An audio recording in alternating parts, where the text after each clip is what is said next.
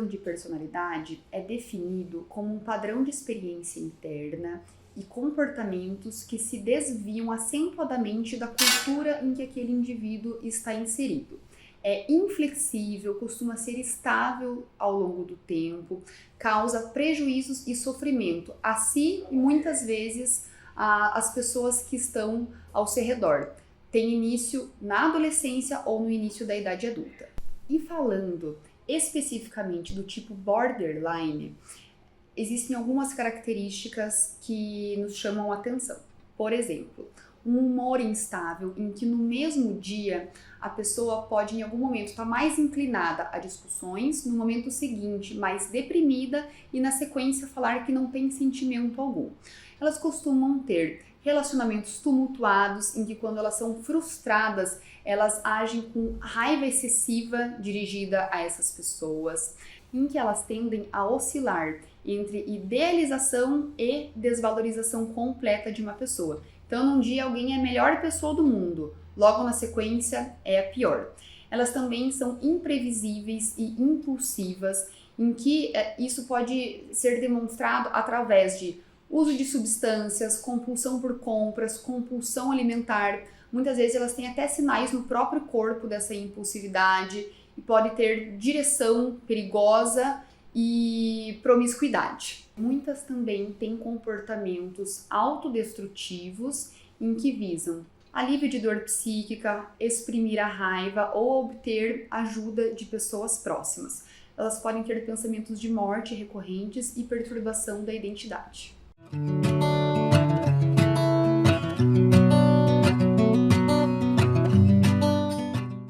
Em relação à causa do transtorno de personalidade borderline, nós temos um fator genético em que não necessariamente alguém da família tem o mesmo transtorno, mas pode ser, por exemplo, depressão.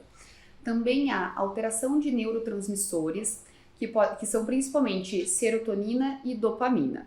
Também ocorrem alterações neuroestruturais, em que principalmente as áreas acometidas são o lóbulo pré-frontal, que ele funciona como um freio, então quem tem essa alteração tende a ser mais agressivo e impulsivo. E também ocorre a hiperativação de uma estrutura cerebral que faz parte do sistema límbico, que é a amígdala, em que quando a pessoa passa por algum evento negativo, ela tem uma reação desproporcional àquele evento. E também ela tem uma disfunção do sistema endocannabinoide, por isso que muitas vezes comportamentos de automutilação lhe trazem prazer ou alívio de uma dor psíquica, estando também associados antecedentes de abusos e traumas na infância ou na adolescência.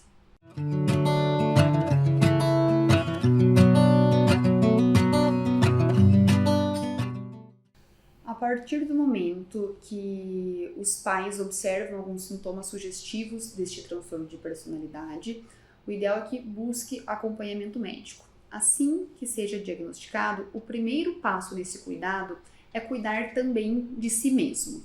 É aquela história do avião, quando acontece a despressurização da cabine, antes a gente precisa colocar o oxigênio na gente e depois da criança ao nosso lado. No transtorno de personalidade é exatamente a mesma situação.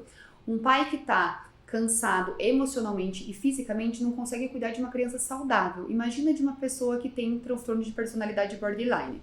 Então você precisa também fazer psicoterapia para conseguir fazer esses cuidados da forma mais adequada.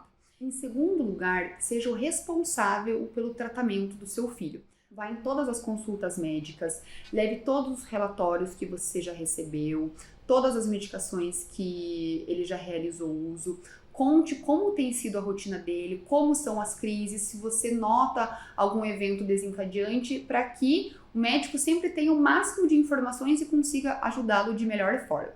Em terceiro lugar, promova um ambiente consistente e com amor, não deixando de responsabilizar o seu filho pelas suas atitudes. Para quem tem transtorno de personalidade borderline, é muito importante que tenha uma rotina em casa.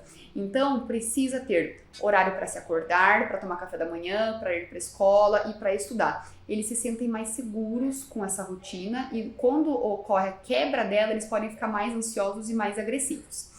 Em segundo lugar, é sobre as consequências. Você sempre precisa deixar claro para o seu filho que se ele agir de alguma forma que se desvia do esperado, isso terá consequências. E não é numa forma de punição ou ameaça. Um exemplo é, se você se atrasar para a escola, isso vai ficar anotado em alguma caderneta e se você tiver 3 anotações dessa, você vai levar uma suspensão e se acontecer algumas suspensões, a gente vai precisar de trocar de escola.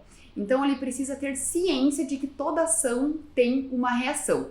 E, por último lugar, precisa ter consistência. Então, se tiver algum ato promíscuo, se envolver em atos ilícitos, se usar substâncias psicoativas, ele precisa estar muito claro da responsabilidade que ele tem sobre seus atos, tá? Quanto mais você souber sobre esse transtorno, melhor você vai conseguir auxiliar o seu filho. Então, ame-o, mas dê limites e coloque regras na sua casa.